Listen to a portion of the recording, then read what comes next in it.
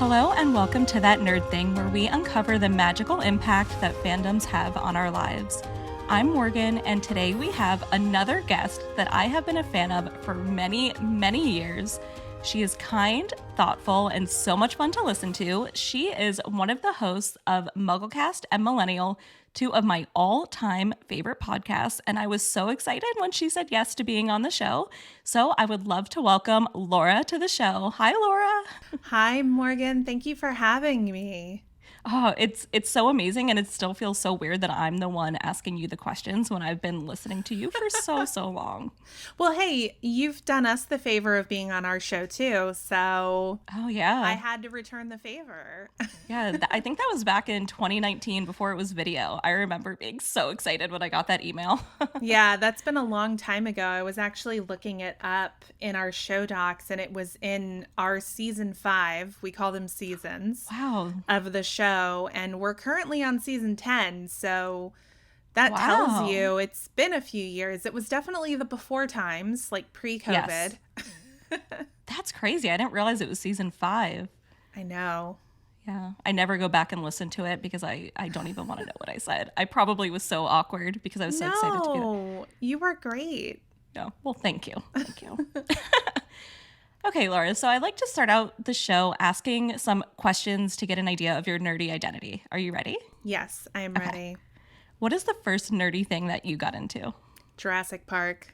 Ooh. Yeah. So I remember seeing that movie in theaters as a kid. I think I was about 5 when it came out and absolutely adored it. So it kicked off kind of like a lifelong infatuation with dinosaurs. Even to this day, I'm still very into dinosaurs. Yeah. I will watch any documentary that has anything to do with dinosaurs. One of my favorites is Prehistoric Planet on Apple TV Plus. I don't know if you've seen it, but I have not. it is so good. It's narrated by David Attenborough, and he kind of sounds like Winnie the Pooh. So it feels like you're listening to Winnie the Pooh narrate about prehistoric dino life, which is just a really fun twist on it. I've just always been really fascinated by the ideas of prehistoric life and how we learn about them and how our learnings kind of evolve over time. One of the things that kind of blew my mind, especially as a child who loved the original Jurassic Park, was when I got older and realized that we have since learned that some dinosaurs actually had feathers, like velociraptors, even the T-Rex. They're thought to have feathers. So when you think about the ways that we envision these prehistoric creatures looking and how that has evolved so much even within our lifetimes is just fascinating to me. For my birthday this past year, my boyfriend actually took me to a Jurassic Park animatronics exhibit here in Atlanta. Oh, that's so cool. I remember seeing those pictures. I thought that was amazing. Yeah, they had all of the animatronics, at least some of the major ones from the films, including Rexy, like the OG T-Rex from the first Jurassic Park movie. It was just so cool to see all of it in person because I really think something that makes the first Jurassic Park movie hold up so well is the fact that they really leaned into animatronics because they're kind of timeless, right? Whereas if you look at some of the CG shots from that movie, they don't hold up as well. But when you're looking at any of the animatronics, they still feel very timeless and classic today. And seeing them in person just felt the same way. So it definitely scratched that childhood fascination itch with dinosaurs and with Jurassic Park to do all of that. So that is my first nerdy thing, and it definitely persists to this day. Do you have a favorite dinosaur? Yes, I do. I love the Stegosaurus. They have pea brains, literally. They're not very smart. But I don't know. I've always felt kind of an affinity for them. I can't even tell you why. I think because they're just kind of sluggish and lazy. And I identify with that a whole lot. Oh, yes, me too. Is that the one, I mean, I hope this isn't a spoiler, in the newer movies where they were leaving the island, you just see it sort of falling? Yeah. So this is, it's so funny that you bring up the newer movies. My nerdy fascination with Jurassic Park begins and ends with the first movie. So I've never really cared for any of the sequels, and I really don't care for the current iteration of the Chris Pratt movies. I ended up reading the Michael Crichton book that the first movie was based on when I got older, and it is so freaking good. If you haven't read it, I highly recommend it. I mean, it's basically sci-fi horror is what that story is, and I feel like in all the sequels, future reboots of the fandom, they kind of got away from that and got more into present day themes of like genetic modification, which is all interesting and can be horror themed, but I feel like they really leaned into the action adventure side of things, and that's just not super my jam. I think I know the scene you're talking about as they're leaving, and there's a dinosaur that walks out like onto the bridge and looks very sad. I think that was a brachiosaurus. Oh, okay. Okay. But don't quote me, because again, I haven't seen the full movies, but I have seen that scene. Yeah, I just remember that was very sad, and I had to remind myself it wasn't real over and over. Yeah, right. I feel like we could have a whole episode about this. Oh my gosh, yes, we could. And trust me, as we go through some of these questions, dinosaurs are going to come up again. So don't worry. What is your favorite nerdy thing? I love a good, scary story. Horror has always been kind of a larger genre that I've always frequently gravitated towards. Most recently, I loved The Fall of the House of Usher on Netflix. Did you see that one? No, I haven't. I like horror, but the newer horror movies and shows kind of scare me a little too much.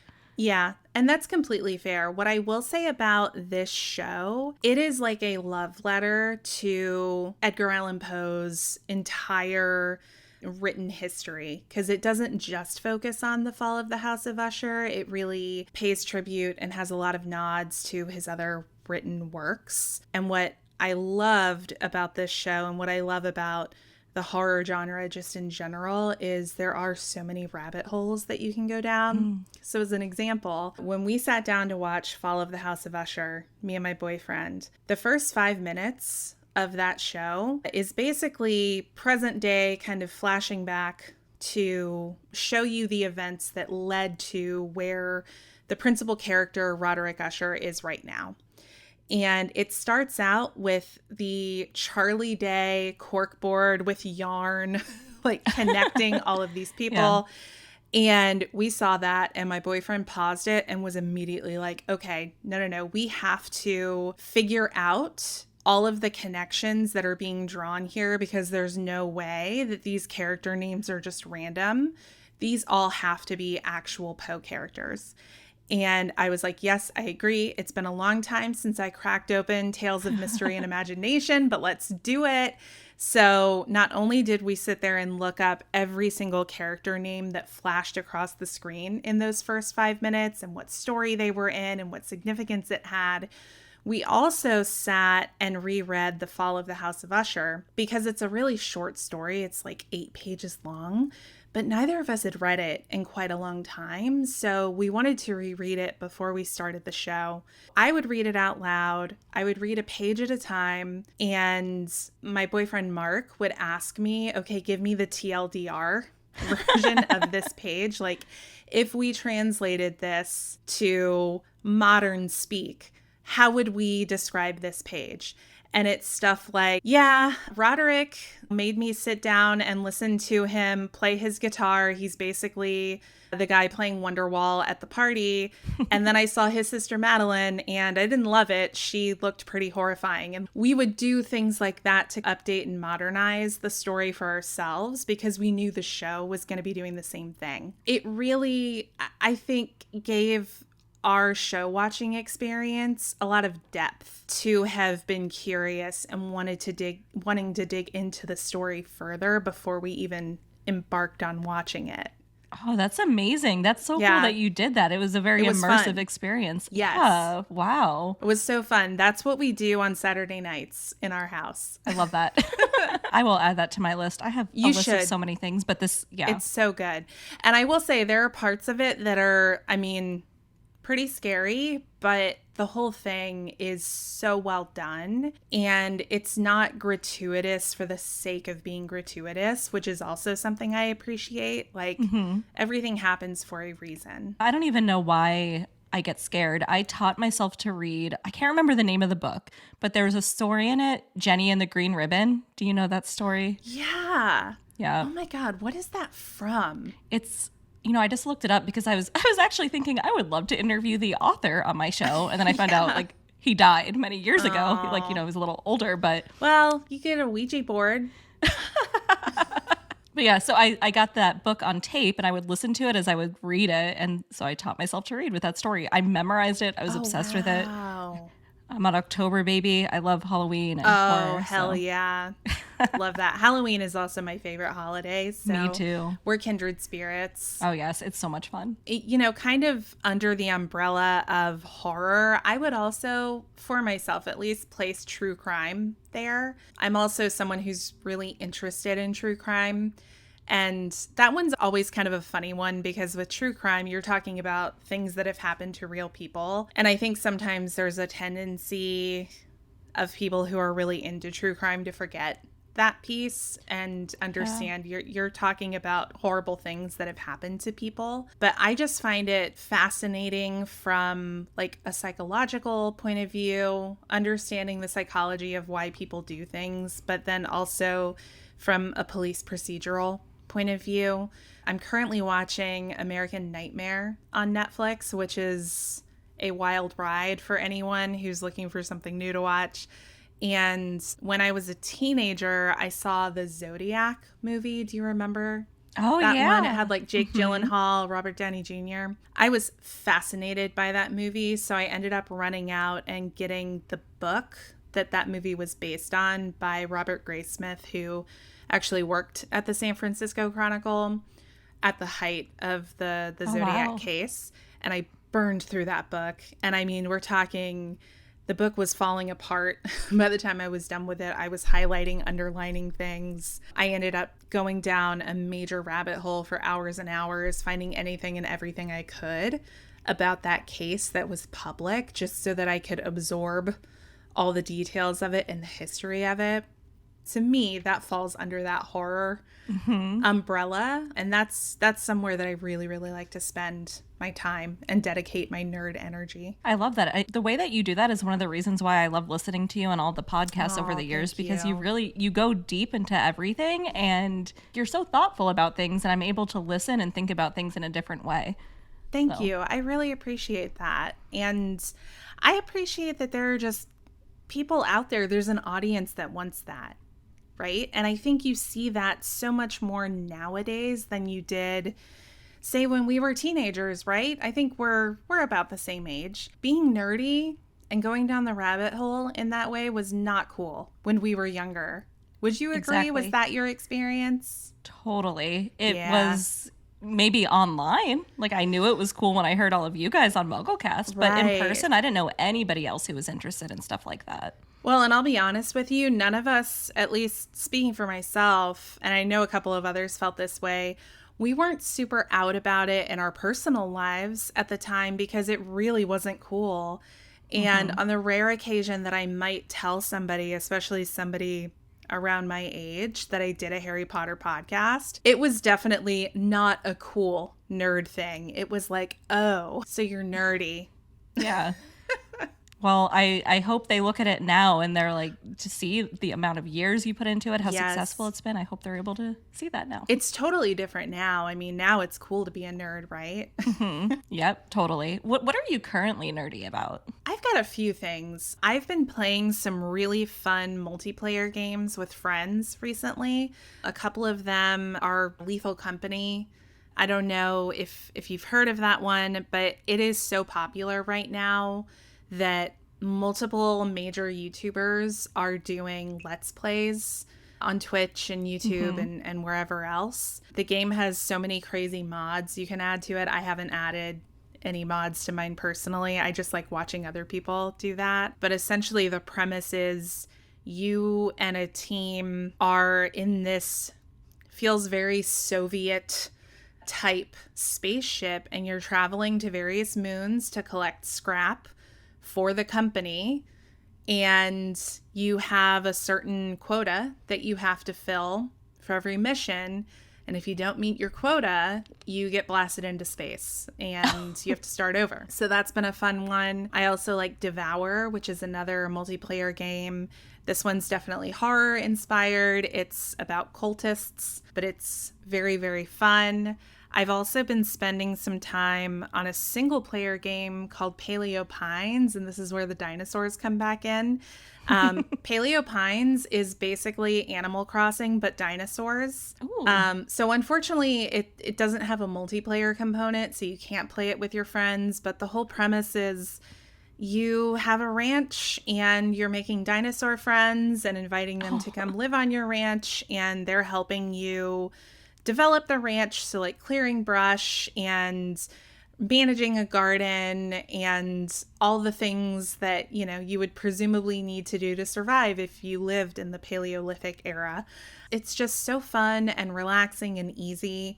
I think it's definitely a game that was probably intended for kids, but I think like a lot of things, you know, millennials and Gen Zers picked up on it because much like Animal Crossing, it's extremely soothing to do. It's easy and a good way to pass the time. Yeah, it sounds that way. What do you think is the most underrated nerdy thing about you? So I'm a linguistics nerd.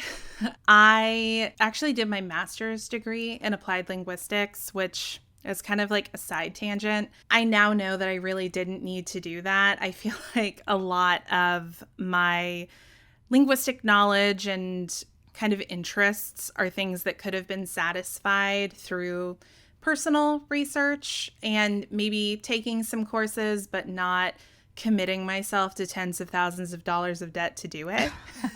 I know. Which is like the millennial experience. But I tend to reflect on experiences like that and feel like, okay, maybe in hindsight, I can have that perspective that maybe I didn't need to do that, but it all leads to who I am today, right? So I can be thankful for it from that perspective. But in addition to being a linguistics nerd, I also speak Spanish, and it is very normal throughout the day for me to randomly share linguistics facts or even dive into explanations about something related to the Spanish language. I, for a number of years, have been trying to get my boyfriend to become more proficient with Spanish. So I'll just speak to him in Spanish sometimes, and he's really at the point where he understands everything I say, but we're still answering in English a lot of the time, so trying to work on that. It's fascinating to watch somebody go through that evolution, right? Of like not understanding a lot, but then getting to the point where they understand most everything and they're just trying to figure out how to produce. That's so fascinating. Yeah, it really is. And my favorite thing to teach people about Spanish, because I think a lot of times when people are first learning, they're intimidated by the R, by being able to roll their R's or trill their R's, that like sound. And they think they can't do it because it's not a sound that we think we're capable of making, especially as like American English speakers. I love to help people realize that they actually can achieve that, because we do have some sounds in English where we kind of do this even if we don't totally realize it. The way that you place your tongue in your mouth to make that trilling R sound is very similar to the tongue placement for the double T sound in American English specifically. So I'll give you an example. Yeah.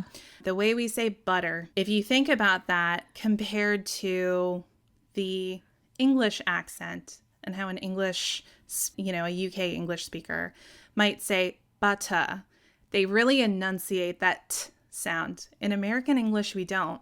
It's butter. And the placement of your tongue when you're making that sound is very, very similar to the placement of your tongue when you trill your R's. I'll coach people to sit there and just say butter, butter, butter over again, so they can get used to the placement, and then encourage them to try and replicate that when they're trying to roll R's in Spanish. And it's really helpful. So I like finding little connections like that and helping people realize it's actually not inaccessible to you just because you don't do it all the time.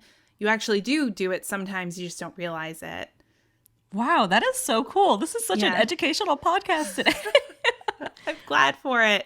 I know. And it's funny because, it doesn't work for everybody. I tried this with Mark and he was still kind of struggling with it, but he's a really big anime nerd. So he's introduced me to some animes. One that I really got into was My Hero Academia. We watched the subbed version, so we're listening to the original Japanese. And I noticed that the main hero in that show, All Might, he speaks Japanese, but certain times in his speech patterns, he actually trills his R's. And I was like, oh, it's so fascinating. So I went and looked it up, and it does turn out that certain Japanese dialects also trill their R's. And I particularly noticed it with him because when he's talking to the protagonist, Deku, whose last name is Midoriya, he calls him young Midoriya, and he trills his R when he says that. I heard that and I paused it and I was like, Mark, that's it. That is literally the sound. Say it. And so he put on the All Might voice and he was able to do it. And I was like, see, that's the thing. That's the moment. So now the joke is that he can only roll his R's when he's doing the All Might voice. But, it's a step in the right direction. Yeah. That's great. That's so clever. I just love finding those little connections and drawing them back to my interest in language. Something I've noticed about everything you've shared so far is that you've taken something that's nerdy to you, that you're passionate about, and you've used it in some way to connect with other people. Yeah. It's funny you say that because I actually used to be an ESL teacher way back in the day. After I graduated college, I went to Costa Rica for a couple of years and I taught ESL down there. And that's really what I tried to do with my students because I was mostly teaching adults at the community college level for the most part. And when you're working with adults, they're so much more accessible to you in terms of making connections between popular culture, for example, and what people are trying to learn. And I just think it makes it so much easier and more fun for people to learn something if you're able to connect it to something that they either care about or that really resonates with them socially in one way or another. Whereas if you're approaching something from a purely theoretical, highly academic perspective, it can be a lot harder for people to connect with it. And that's something that I carry forward in all the podcasting we do, especially thinking about MuggleCast. And we're currently doing this chapter by chapter format where every week we're doing a deep dive into one chapter from the Harry Potter series. Right now we're about a quarter of the way into Goblet of Fire. And we've really enjoyed over the last few years viewing these books through our now adult lenses and kind of seeing how our interpretations of the stories have shifted, as well as really being able to see the real life comparisons that we can make between what's happening in the stories and things that we've either been through or witnessed in real life, or even things that connect to historical moments throughout history. You know what I mean? Yeah. But really big moments of history that influence the books. I mean, World War II is a really big one. I think that we can all connect the rise of Voldemort and the prevalence of Death Eaters and blood purity and everything too. So we really like being able to make the stories resonate with people in a way that feels like, okay, I'm connecting with this, not just because it's a good story, but because it says something about the world that I live in. Have you ever thought about being a therapist? You just connect with people really well.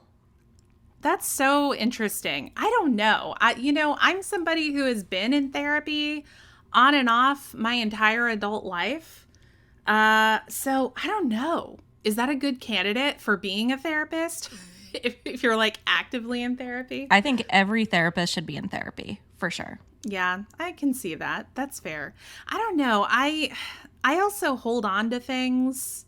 So I don't know if I would be able to I don't know if I would be able to compartmentalize enough to do that. Yeah, I get that. I'll have to come back to you on that. I've actually never thought about that before, but now you've definitely piqued my interest. I need to look into it and see what it would take. So, Laura, what is the most random nerdy thing about you? I had to think about this one for a minute because I was like, God, what's random and nerdy about me? And I landed on this example. Back when I finished grad school, this was like in 2016, I was unemployed and also dealing with a lot of anxiety, courtesy of my grad school experience. And because I had a lot of time on my hands and just wanted something else to focus on, I went through a lot of like memorization activities to test myself to see if I can recall large swaths of information in a time period.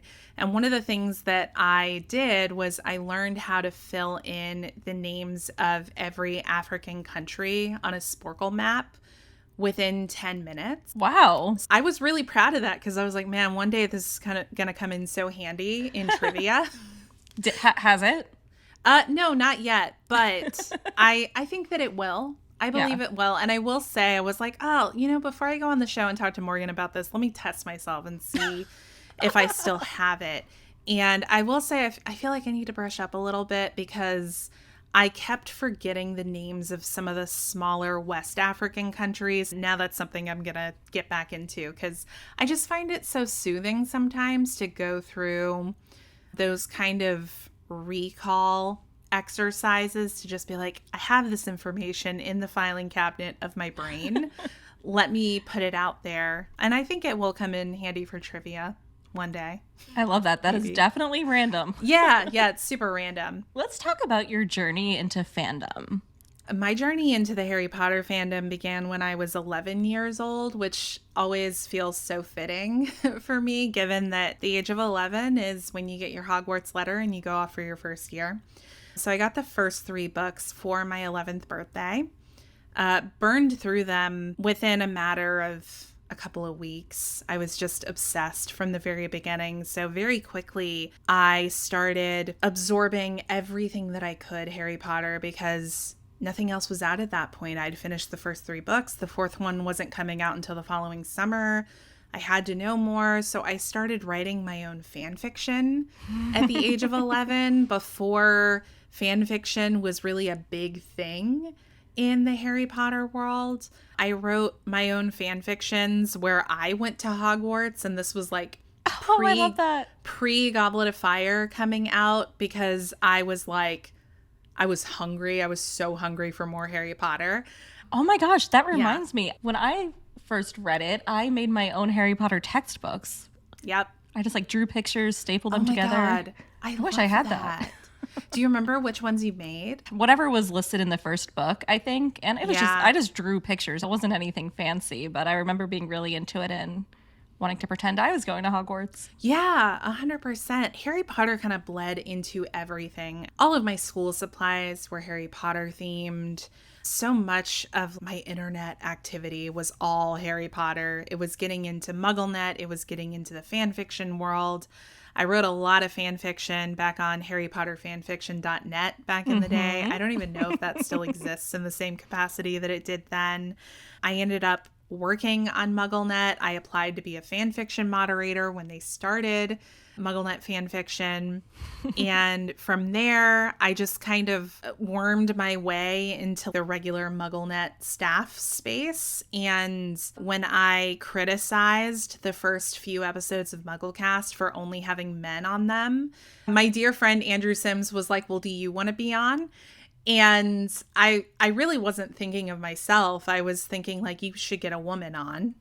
And he was like, okay, well, what about you? And the rest was kind of history from there. It was being immersed in the podcasting world. So it was like this intersection of my interest in Harry Potter, but also an intersection with my interest in the world of tech and learning how to podcast, learning how to have an on-air presence, how to speak in such a way that you can be easily understood and listened to on a podcast.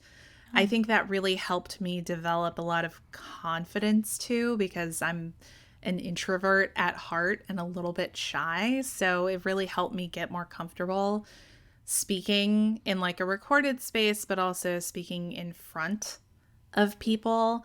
Harry Potter really just bled into so many areas of my life. There are probably things that I'm not even conscious of that it had some influence on, but it also involved me going to conferences, and we went to, London for the release of the seventh book and did a big live show at Waterstones in Yeah, I London. remember listening to that. Yeah, and oh my God, we stayed up all night reading that book. Because we were poor, like we were like high school graduates / people embarking on their college careers. So we had one hotel room, and it was this tiny little London hotel room, and we were all just up all night reading Deathly Hallows. We were beleaguered and exhausted, but also just so enthralled in everything and seeing the way that this journey was going to end, that by the time we all finished, we were still so exhausted, but we were like, we have to record a reaction episode now. To me, that really captures what it means to be nerdy, to find that much joy in something that even if you're at the point of having been up for 24 hours, but you just feel like you can't stop, you have to keep going. Yeah, I remember that. I loved those episodes. And I was telling Andrew a few weeks ago that I would have been more excited to meet all of you at that point in time than J.K. Rowling. Wow. MuggleCast and all of you meant so much more to me, honestly, than Harry Potter, because it was different. Yeah. What do you attribute that to? I'm curious, because we hear that from a lot of people who listen to MuggleCast, and I always find it so interesting to hear what it is that kind of gave us a leg up in some cases, I guess, on the author. Yeah, good questions. When I was creating the show, I said I want listeners to listen to the show and want to be friends with us, because that's how I felt listening to you guys. I wanted to be best friends with you guys because, I mean, listening to you for so long, I feel like I've gotten to know who you all are and the things you like, and I just really like you guys, and I wanted to be friends. And I don't know. I don't know if that's a good answer, but it's just that connection. I think it is. It's about accessibility, right? J.K. Rowling wasn't really accessible to any of us. I mean, a lot of people have met her. I met her for like 2 seconds back in 2007, and it was like just long enough for me to be like, oh my God, I work at MuggleNet and I love you. And she was like, great, thanks. Very polite and everything. But it is so interesting to hear you say that meeting us would have been more impactful than meeting her, because at the time, this has since changed, but at the time, she was my hero. I wanted to be her. I wanted to grow up and be a writer. I've always really enjoyed writing. I definitely don't do it as much as I should. But at the time, I was so much in that creative writing space. I was constantly jotting down ideas in journals and pulling up Word documents and just kind of word vomiting to get these ideas on paper. And I really wanted to be like her. So I think if you had told me that at the time, it would have floored me. Yeah. I would have been like, why? Yeah, it's so interesting. And I told Andrew I had a crush on him for so long. Oh, what's funny? I had a crush on Andrew too. Really? Yeah, no, I definitely did. I mean, I think when you're a teenager and you're spending a lot of time with people, I think that's normal. And it's something that he actually knows about. It's funny. I bring it up every now and then, because he'll be like, yeah, you did. But it's just funny because we were very young at the time, and there was growth and discovery happening that kind of like changed the trajectory of that. But I mean, Andrew is one of my best friends. All of my really, really close lifelong friends, for the most part, have come from the Harry Potter fandom. My life would be so different if I had not been involved and entrenched in that space. And I think my life is actually better for it. If Harry Potter hadn't come along, I don't know if there would have been something that would have filled that space for me as substantially. Me too. It really was my life. Listening to the podcast, the midnight release parties, reading the books, the theme park. Yes. Yeah. Everything. Even as I was talking to you a minute ago about the early days of my life in the Harry Potter fandom, were like, I didn't even feel like I was in a fandom at that point. At that point, it felt like a fandom of one because I didn't have anyone else who was as passionate about it to connect with.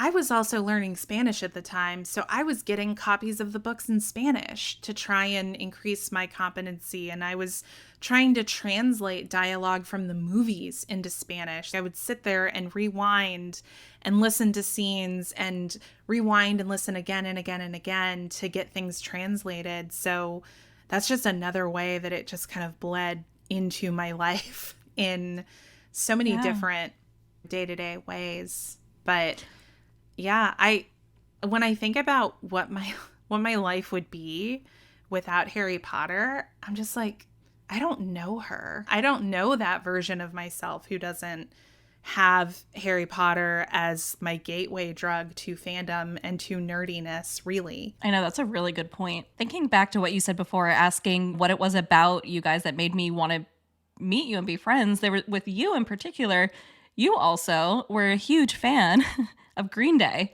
And that was my favorite band at the time. Yes. Yes. Yes. Oh my gosh. I'm so glad you brought up Green Day because music is a nerdy thing too, right? Oh, yeah. And I think that, and we'll maybe talk about this in a little bit, but I think that with nerd culture and sometimes with fandom culture, there can be a lot of gatekeeping, which I hate. Don't try to block things off for people just because what it means to them is different, than what it means for you. So, for example, I don't have any musical training. I never played an instrument. I was in choir for like 30 seconds in middle school. Wasn't terribly taken with creating music myself, but music means so much to me. And for me, a lot of it is the personal experience of relating my life and things that I've been through to the lyrics or just the feelings that the instrumentals can evoke from you. And that was what I got from Green Day at the time because I was a teenager. I was getting more informed about what was going on in the country. It was during the Bush years. As a 15-year-old, I was like, oh my God, this is the worst political situation that could ever happen in the 21st century. Oh boy. I was naive. I didn't know how bad it could get at the time, but I really connected with Green Day because of the American Idiot album. I was obviously familiar with their earlier stuff too, but that album captured so much of the frustration and teenage rage I was feeling at the time about where things were politically and culturally in America. Because at that time, you'll remember this, the question of gay marriage that was a third rail conversation. Nobody wanted to touch it. Even progressive politicians were on the I support civil unions, but not gay marriage bandwagon. And as a teenager who had gay friends, I was like, this is bullshit. Mm-hmm. So something about that album and then really getting into the rest of their discography just really resonated with me because I felt like they were speaking truth to power. And that was something that I wanted to be able to do too. And they were doing it. Green Day still holds a special place in my heart. I've definitely broadened my musical tastes since then, but I'm actually going to see them in August. They're going to be in town. Oh, yeah. Yeah. Have you seen them in live? They're amazing. I've seen them twice. Yeah. They're so good. I remember I met you at Infinitus and the imprint tour, and I brought one of the MuggleNet books, which I know you pretty much wrote. Well, I was a contributor on it. I didn't write the whole thing. I was really mostly focused on chapters that were about Neville. Oh, okay. Yeah. But there is also some drama with that because I was originally supposed to have my name on the cover as a contributing author. There was some drama. It got taken off and they put me on the title page, and I got screwed out of some of the royalties I should have gotten for my contributions to that book. So it's funny because now I definitely have a different perspective on that experience. At the time, I apologize. I hope that I didn't look at that book at the time and go like, ugh. No, you signed it, and you signed your name, and then you wrote Green Day rocks. I bet we must have been going on about Green Day. Like, Probably. I think I remember you saying something like, "Oh, I love Green Day too," and we probably were going on about our favorite songs and concert experiences. I wouldn't be surprised if we were having the same conversation then as we are right now. Oh, Yeah. That's so funny. But yeah, it was funny too, because at the time, and he still is, Andrew's still into U2. But at the time, Green Day and U2 were doing a lot of co-work together. They were performing together and releasing things together. And Andrew and I kind of had like a good-natured, like, Green Day versus U2. I remember. I think you spoke about that a bit on Millennial. Was it Millennial at the time? Yeah. I think it might have been. I don't know. Sometimes this podcasting stuff all runs together because we've been doing it for almost 2 decades now, which is wild to think of. Sometimes it's like, oh God, did we have that conversation when we were like 18, or did we have that conversation when we were 28? I don't remember. I know. That is wild. Time is so crazy.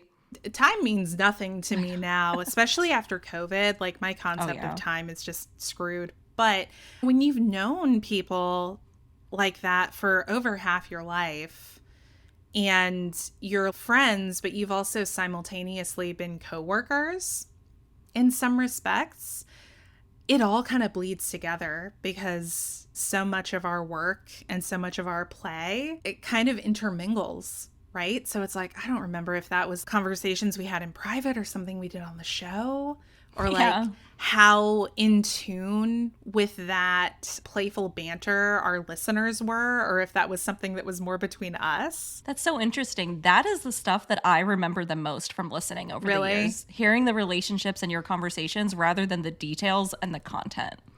That's why I will listen to anything you guys put out forever, because it's not about what you're talking about. It's the relationship. I appreciate that.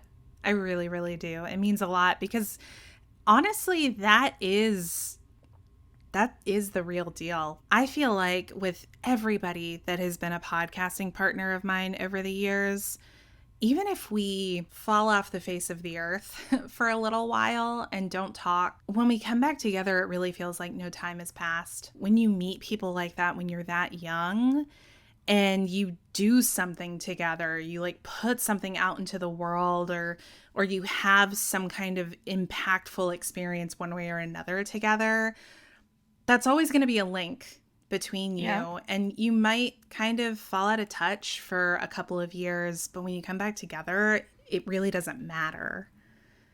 Some of my friends have told me for over a year that I should do a podcast, but that was more in like the therapy world. And I just didn't want to do that. That didn't feel fun for me. But then when I had the idea for this, I had to do it. This is fun. Well, and the thing is, this is fun, but it is also therapeutic. There is so much, and I'm sure you could agree, and you could probably speak to this at a deeper level than I could, but there is catharsis and healing that comes from allowing yourself to be immersed in a story, in a game, in music, learning how to fix a car, whatever it is that scratches that itch for you. There is a definite, I think, mental benefit that can really help you process some of the more challenging periods of life that we all go through. Absolutely. That's also part of the reason why I wanted to start the show, because I went through my own loss a few months ago, and I don't view stories as an escape. I view them as an opportunity or a place to feel emotions and to think through things and to connect with characters and to meet other people in these fandoms. It's so much more than just escape. Yeah, I agree. Even if you are thinking about it as escape, I think people may be surprised sometimes when they experience a story or a thing that is so emotionally impactful that it helps remove blockers for them to then process the things going on in their life. I actually went through this with The Last of Us, the TV show, because I played that game, loved that game, was just so immersed in the story. And what that show did so beautifully, they took episode 3 and made it all about these characters, Bill and Frank. Essentially, these characters that were, I'm not going to say unimportant in the game, but they're characters you just didn't spend a lot of time with and didn't learn a lot about. And they gave them such a fleshed out, beautiful, tragic, heartwarming, but simultaneously heart-wrenching story. And I was going through a difficult time in my own life when I saw that, and that episode had me blubbering like a baby. I was just openly, ugly crying because it was genuinely, I think, one of the most beautiful pieces of television I've ever seen. But it resonated with me so much because even though, you know, I'm not going through living through a zombie apocalypse with my partner and having to make hard decisions, but I am a person having all these human experiences that sometimes require hard decisions. Yeah. And it resonates with me in that way. And so I think it really allowed me to experience grief in my own way, feeling like I had something to connect it to and not that I was so much feeling sorry for myself, if that makes sense. That makes so much sense. Yeah, because it brings out other parts of ourselves and we get in touch with ourselves in different ways. 100%. Also, it just helps make you more well-rounded because it forces you to have empathy for people who are going through things, having experiences that maybe you yourself haven't had. Yeah. And seeing these characters and empathizing with what they're going through, I think expands your own emotional IQ and helps you be a better steward of your friendships and relationships, right? Because if you're so siloed that you're not in touch with the art and the creativity that your fellow humans are putting out, you're really limiting, you're really narrowing your worldview. And it's going to make it so hard for you to connect with other people. These stories, and not just books, but movies, TV shows, games, really music, everything just helps you connect with that human experience. 100%. So I know you spoke about this a bit, but what would be different in your life if not for fandom? I think my life would be so different. And it's not to say that I wouldn't have found fandom at all, because there are definitely fandom spaces that I've dabbled in, but I can't think of anything that I've been as intensely entrenched in as I have been with the Wizarding World fandom. So I spoke about, you know, my closest friends. If it weren't for the Harry Potter fandom, I would have never met them.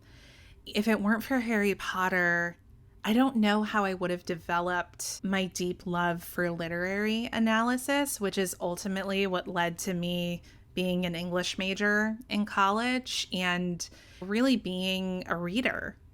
And liking to analyze books from the perspective of putting myself in the shoes of the people who are living these stories and connecting those experiences to things in my real life or things in our real society. And I don't know if I would have had that or where I would have gotten that if it hadn't been for the confluence of Harry Potter and the internet hitting at the same time as I was going through those awkward teenage years. I just don't know if anything would have hit in the same way. So I think my life would have been really different. I think my course of study would have been different. I don't know that I would have been as motivated to learn about or meet people from different cultures or live in different places or expose myself to academics in the way that I did. I think that's courtesy of Hermione, because I always wanted to be like Hermione. I can't even imagine what I would be like without this. I think my life is so much better because of fandom. It's hard for me to even think, what would the positives of not having fandom in my life be? I'm sure there are some, but they would pale in comparison to the negatives. What has been your favorite part of podcasting? Podcasting has been such a way for me to stay connected with my closest friends. If I'm being so real right now, our friendships were rooted in starting this journey together. It has been the through line in all of our friendships. You know, I asked Andrew this question. What is it like for you to have fans? It's not something that comes up terribly often, but every now and then it will. I talked about this on Millennial, I think, but I had an experience a few years ago where I was leaving work. At the time, I worked in a multi-office space that was like offices, but also like restaurants downstairs and shops and things. So it was a multi-use space, and there were a lot of people working there, but also people shopping, tourists visiting the area. So it was just a mixed use thing. And I was leaving, I got in the elevator, and there was somebody else in the elevator with me. And he asked me what floor I was going to. And I said, "Oh, second floor, please." And he just looked at me and was like, "Are you Laura from the podcasts?" And I was like, "Yes," because I was just I was still in my work mode, right? I was leaving work for the day. I was still thinking about things at work that day. So I did not have my podcasting hat on. Yep. So it completely took me by surprise. And I think it still kind of does. So I don't think about it a lot. Yeah. And I hope that doesn't sound like crass or anything. No, not at all. It's something that still surprises me when it does come up. Yeah, because you're doing the podcast with your friends and you're talking and you don't realize how many people are listening and really, really connecting with all of you. Yeah, for sure. And that's what I love about some of the work that we've done in recent years to try and make it more of a two-way conversation. Yeah. We've implemented the use of a Discord channel where people who subscribe to our shows can actually chat with us during live streams, and we try to recognize people in the Discord. We do Zoom hangouts with our supporters through Patreon every month so that we get FaceTime with these folks, and it means that we get to see a lot of the same faces and a lot of the same names cropping up. So it's to a point where a lot of people who interact with us quite a bit are recognizable, and it's like we kind of know their stories. Like, we know this person has kids, and we've heard from people who've, maybe shared some difficult moments in life with us, and we've known what they've been going through. And so we've had moments where we've reached out to people when we see, hey, they're going through something, or if they mention they're going through something. And I love that we've been able to find some ways to better connect with the audience, because for a long time it really did feel like, oh, I'm just having a phone call with my friends and putting it out there. And we would get feedback from people, but it was all email or social media. Right. When you don't have voices and faces and names to connect with, because it usually came through an anonymous form, if people had real feedback for us, it just felt harder to connect it. But now that we're interacting with our listeners so much more frequently, it really does feel like a two-way conversation. And honestly, I feel like because of that, our shows are better now than they've ever been. Yeah, I love hearing your side of it and what it's like for you. This has been so much fun. Yeah, what I love about this conversation is you came in with questions that you shared ahead of time so that I could think about and have my examples ready. But the conversation hasn't felt like an interview. It's felt like a conversation. And we've deviated from it so many times, which is it's another sign of a great podcasting presence that you have the ability to say, okay, we have a rough plan here, but if there's something interesting that gets brought up and we're both like, oh my God, let's talk about that for a little while, we can do that. And we're flexible enough that we don't have to stick to the script. So I feel like we've done that a few times. Thank you. What does being a nerd mean to you? It is being passionate and enthusiastic about something, literally anything. It can be a book, movie, or TV series, music. We've spent a lot of time on those. It can be collector's items. It can be space. I love outer space. That's Me another thing too. that I'm obsessed with. It can be games, whether it's like computer games or board games. It can be cars, really anything that gets you excited and makes you want to spend time dissecting and learning more about that thing. And you also don't need to be an expert in the thing. I think that's where gatekeeping can sometimes come in fandom, is like some people think if you don't have an encyclopedic knowledge of this thing, then you're not a true fan. I don't see it that way. To me, if it is something that inspires so much joy and enthusiasm in you that you have the motivation to want to learn more and to want to maybe get to that encyclopedic level of knowledge, then that checks the box of being a nerd for me. I love that. And I love how you mentioned you don't have to be the biggest fan or the best fan or know No. everything to be considered a fan. It's just about something that you love and you're passionate about and you want to really dive into. Yeah, 100%. As we've established, I am obsessed with dinosaurs. Do I have an encyclopedic knowledge of the name of every dinosaur? No, I don't. Do I have the level of knowledge of dinosaurs that like a paleontologist would have? No, I don't.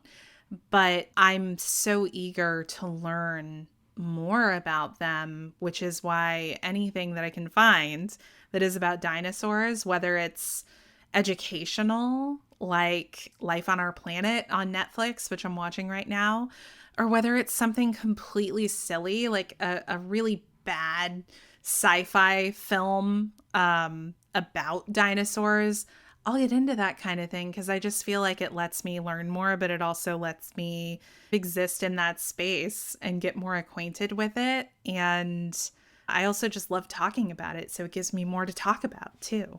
Yeah. Whenever I watch anything with dinosaurs now, I'm going to think of you. Thank you. I appreciate that. Honestly, they're so cool. They are. They're so cool. And I just love that we're constantly learning more about them. So yeah, that's what it is for me in a nutshell. I don't know if you've gotten more like quippy answers to that question. I'm not exactly like a quippy person. I'm a little more long-winded in the way that I explain things and process them. I think everybody so far has basically said being a nerd is passion and just loving something Yeah. and diving deep into it. I like to end the show with a geeky recommendation to help people embrace their nerdiness. So for today, I want to recommend reading YA books, so reading young adult books. I think there's a common misconception that as an adult, you're not really supposed to read those books anymore, that those books are for high schoolers or for people in their early 20s. But I really think these books are timeless and can be read by anybody. And I think we can be forever young. So, one YA book that I really enjoyed, it's sad, but I think it's very meaningful, is called They Both Die at the End. I really, really recommend it. I read it about a year ago and it's just stuck with me since then. So, check out YA, check out that book, and just dive into it. What do you have to recommend, Laura? I'm going to be a little long-winded here. I'm giving kind of an abstract recommendation, which I know our social media manager on MuggleCast and Millennial hates when Andrew does this because he does it all the time. It's actually something that I've had to learn in the last few years, and it is the importance of giving yourself the gift of time to go down that rabbit hole and get lost in whatever it is that you're passionate about. We are all so busy nowadays that it can be really easy to let your nerdy interests sit on the back burner and not giving yourself the space and prioritizing the time to enjoy those things, especially the things that have nothing to do with your career or your various responsibilities, can leave life feeling a little hollow. And as somebody who went through a period of time where I was extremely career focused and I wasn't making that space for myself, I can attest to that personally.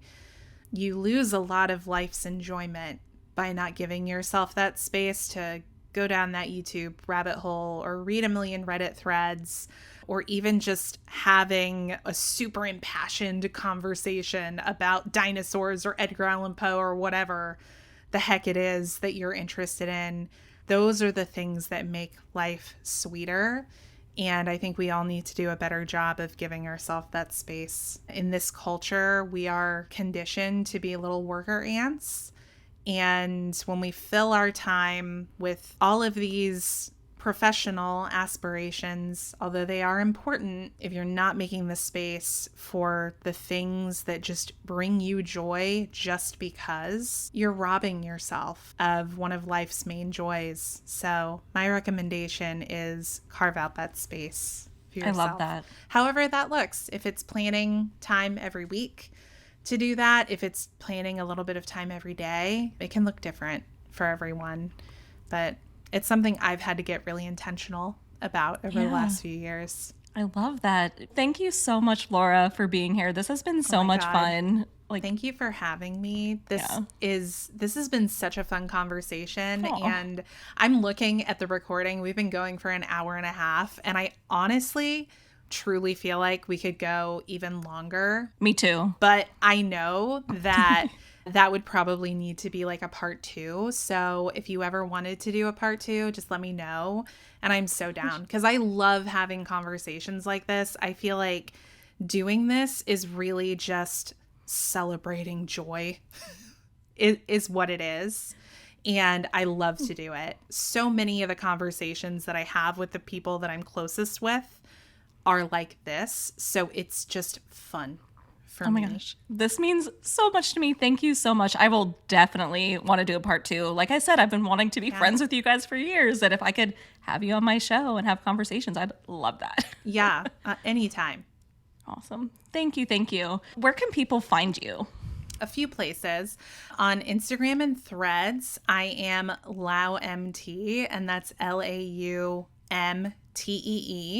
On Twitter, which I won't call by its current name, I am Laurita with 8 R's. I know neither of those exactly lend themselves to being easy to find, but you can check out my podcasts, Millennial and MuggleCast, anywhere you listen to podcasts, or by following Millennial Show on Instagram, Threads, and Twitter, and Millennial Pod on TikTok. We couldn't get Millennial Show over there.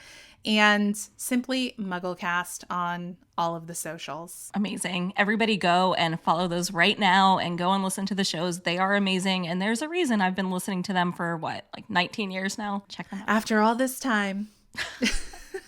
Oh, I know. Part of me wants to say always, but I feel cheesy. But that's fine. Hey, I like a little bit of cheese. That's fine.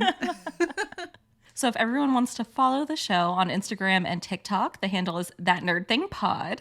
And you can email me anything you have to say about the show at thatnerdthingpod@gmail.com. And please, if you're able to, rate and review the show on whatever podcast platform you're listening to the show on. Laura, do you have any final message to the listeners? What a moment of responsibility. I know, right? I'm putting it on you. I know.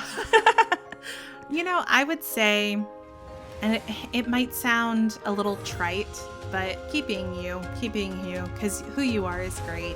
And don't let anyone else convince you otherwise. Yes. Love that. All right. We will see you all next time. Bye.